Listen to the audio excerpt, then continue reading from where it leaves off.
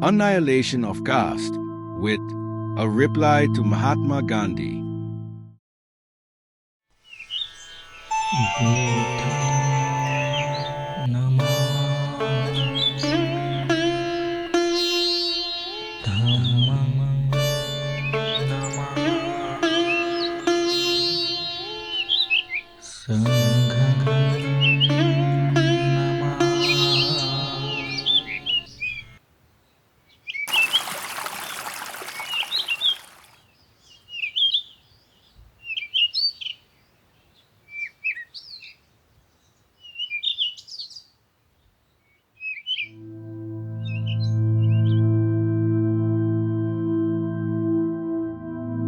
Six.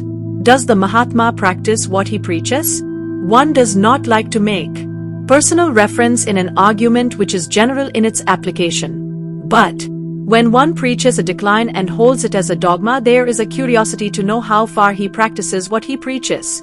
It may be that his failure to practice is due to the ideal being too high to be attainable. It may be that his failure to practice is due to the innate hypocrisy of the man. In any case, he exposes his conduct to examination, and I must not be blamed if I asked, how far has the Mahatma attempted to realize his ideal in his own case? The Mahatma is a Baniya by birth. His ancestors had abandoned trading in favor of ministership, which is a calling of the Brahmins. In his own life, before he became a Mahatma, when occasion came for him to choose his career, he preferred law to scales. On abandoning law, he became half saint and half politician. He has never touched trading, which is his ancestral calling. His youngest son, I take one who is a faithful follower of his father, born a Vaishya, has married a Brahmin's daughter and has chosen to serve a newspaper magnate. The Mahatma is not known to have condemned him for not following his ancestral calling. It may be wrong and uncharitable to judge an ideal by its worst specimens, but surely the Mahatma as a specimen has no better, and if he even fails to realize the ideal, then the ideal must be an impossible ideal, quite opposed to the practical instincts of man. Students of Carlyle know that he often spoke on a subject before he thought about it. I wonder whether such has not been the case with the Mahatma in regard to the subject matter of caste. Otherwise, certain questions which occur to me would not have escaped him. When can a calling be deemed to have become an ancestral calling so as to make it binding on a man? Must man follow his ancestral calling even if it does not suit his capacities, even when it has ceased to be profitable? Must a man live by his ancestral calling even if he finds it to be immoral? If everyone must pursue his ancestral calling, then it must follow that a man must continue to be a pimp because his grandfather was a pimp, and a woman must continue to be a prostitute because her grandmother was a prostitute.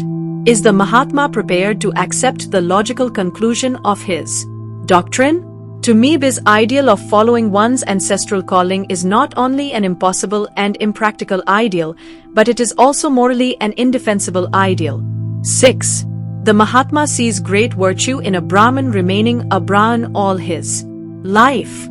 Leaving aside the fact there are many Brahmins who do not like to remain Brahmins all their lives, what can we say about those Brahmins who have clung to their ancestral calling of priesthood? Do they do so from any faith in the virtue of the principle of ancestral calling, or do they do so from motives of filthy lucre? The Mahatma does not seem to concern himself with such queries. He is satisfied that these are real Brahmins who are living on alms freely given to them and giving freely what they have of spiritual treasures. This is how a hereditary Brahmin priest appears to the Mahatma, a carrier of spiritual treasures. But another portrait of the hereditary Brahmin can also be drawn. A Brahmin can be a priest to Vishnu, the god of love. He can be a priest to Shankar, the god of destruction. He can be a priest at Buddhagaya, worshipping Buddha, the greatest teacher of mankind who taught the noblest doctrine of love. He also can be a priest to Kali, the goddess, who must have a daily sacrifice of an animal to satisfy her thirst for blood. He will be a priest of the temple of Rama, the Kshatriya god. He will also be a priest of the temple of Parshuram, the god who took avatar to destroy the Kshatriyas. He can be a priest to Brahma, the creator of the world. He can be a priest to a Pir whose god Allah will not brook the claim of Brahma to share his spiritual dominion over the world. No one can say that this is a picture which is not true to life. If this is a true picture, one does not know what to say of this capacity to bear loyalties to gods and goddesses whose attributes are so antagonistic that no honest man can be a devotee to all of them. The Hindus rely upon this extraordinary phenomenon as evidence of the greatest virtue of their religion, namely, its Catholicity, its spirit of toleration. As against this facile view, it can be urged that what is toleration and Catholicity may be really nothing more creditable than indifference or flaccid latitudinarianism. These two attitudes are hard to distinguish in their outer seeming, but they are so vitally unlike in their real quality that no one who examines them closely can mistake one for the other. That a man is ready to render homage to many gods and goddesses may be cited as evidence of his tolerant spirit. But can it not also be evidence of insincerity born of a desire to serve the times?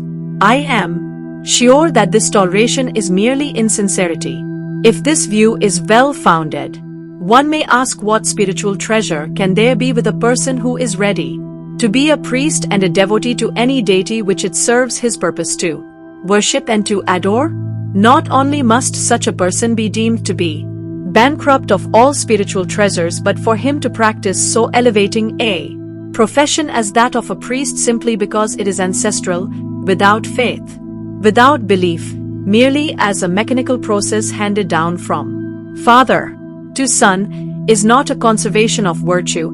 It is really the prostitution of a noble profession which is no other than the service of religion. 8. Why does the Mahatma cling to the theory of everyone following his or her ancestral calling? He gives his reasons nowhere, but there must be some reason, although he does not cars to avow it. Years ago, writing on caste versus class in his Young India, he argued that caste system was better than class system on the ground that caste was the best possible adjustment of social stability. If that be the reason why the Mahatma clings to the theory of everyone following his or her ancestral calling, then he is clinging to a false view of social life. Everybody wants social stability, and some adjustment must be made in the relationship between individuals and classes in order that stability may be had. But two things I am sure nobody wants. One thing nobody wants is static relationship, something that is unalterable, something that is fixed for all times. Stability is wanted, but not at the cost of change when change is imperative. Second thing nobody wants is mere adjustment. Adjustment is wanted, but not at the sacrifice of social justice. Can it be said that the adjustment of social relationship on the basis of caste, i.e. on the basis of each to his hereditary calling, avoids these two evils? I am convinced that it does not.